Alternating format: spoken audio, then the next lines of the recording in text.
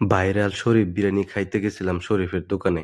যাইয়া দেখি এত ভিড়, ঠেলাঠেলি অবস্থা। এই ঠেলাঠেলি কইরা খাওয়া আমার পক্ষে সম্ভব না। তাই পার্সেল কইরা নিয়ে আসলাম বাড়িতে।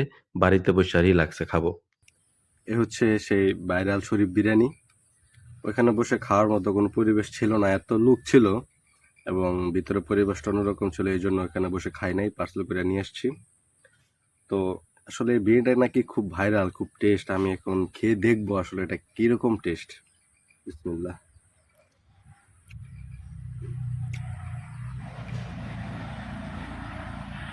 আসলে